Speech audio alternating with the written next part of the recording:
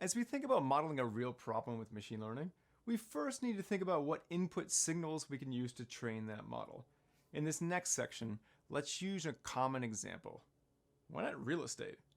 Can you predict the price of a property? As you think about that problem, you must first choose your features. That is, the data that will be basing your predictions on. Why not try and build a model that predicts the price of an area of a house or an apartment? Your features could be the square footage, that's numeric, and the category. Is it a house or an apartment? So far, square footage, that's numeric. Numbers can be fed directly into a neural network for training, but we're going to come back to that later and how that's done. The type of the property, though, that's not numeric. This piece of information may be represented in a database by a string value, like house or apartment, and strings need to be transformed into numbers before being fed into a neural network. Remember, a feature column describes how the model should use raw input data from your features dictionary. In other words, a feature column provides methods for the input data to be properly transformed before sending it to a model for training. Again, the model just wants to work with numbers. That's the tensors part. Here's how you implement this in code. You use the feature column API to determine the features. First, a numeric column for square footage, then a categorical column for the property type. Two possible categories in this very simple model: house or apartment. You probably noticed that the categorical column is called categorical column with vocabulary list. Use this when your inputs are in a string or integer format and you have an in-memory vocabulary mapping to each value to an integer ID. By default, out-of-vocabulary values are ignored. As a quick side note, other variations of this are categorical column with a vocabulary file when inputs are in a string or integer format, but there's a vocabulary file that maps each value to an integer ID.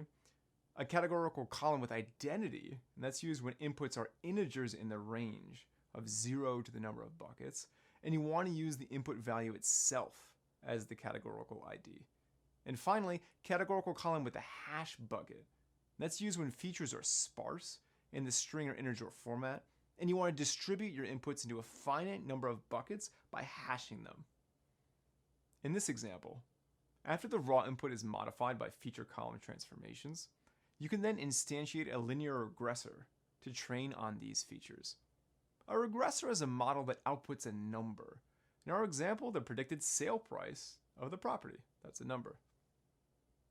But why do you need feature columns in the context of model building? Do you remember how they get used?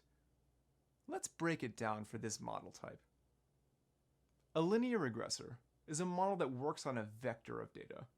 It computes a weighted sum of all input data elements and can be trained to adjust the weights for your problem. Here we're predicting the sales price. But how can you pack your data into a single input vector that the linear regressor expects? Well, the answer is in various ways, depending upon what data that you're packing and in what area that your feature columns are using the APIs. That really comes in handy. It implements various standard ways, the API, of helping you pack that data into those vectorized elements. Let's look at a few. Here, values in your numeric column, they're just numbers. They can get copied as they are into a single element of the input vector.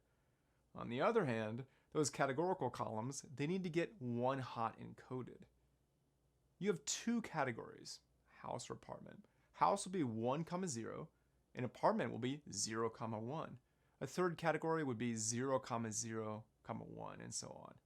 Now the linear regressor knows how to take those features that you care about, pack them into an input vector, and apply whatever the linear regressor does. Besides the categorical ones that we've seen, there are many other mode feature column types to choose from. Columns for continuous values that you want to bucketize, word embedding, column crosses, and so on. The transformations they apply are clearly described in the TensorFlow documentation, so you always have an idea of what's going on. And we're going to take a look at quite a few of them here in code. A bucketized column helps with discretizing continuous feature values. In this example, if we were to consider that latitude and longitude, highly granular, right, of the house or apartment that we're training or predicting on, we wouldn't want to feed in the raw latitude and longitude values. Instead, we would create buckets that could group the ranges of values for latitude and longitude. It's kind of like zooming out if you're looking at just like a zip code. If you're thinking this sounds familiar, and just like building a vocabulary list for categorical columns, you're absolutely right.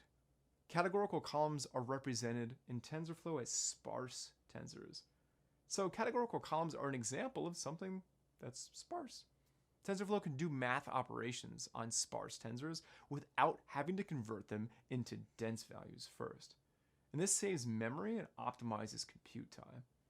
But as the number of categories of the feature grow large, it becomes infeasible to train a neural network using those one-hot encodings. Imagine that, 0, 0, 0, a million zeros, 1. Recall that we can use an embedding column. Embeddings overcome this limitation. Instead of representing the data as a one-hot vector of many dimensions, an embedding column represents that data at a lower dimensional level, or a dense vector, in which each cell can contain any number, not just a 0 or a 1.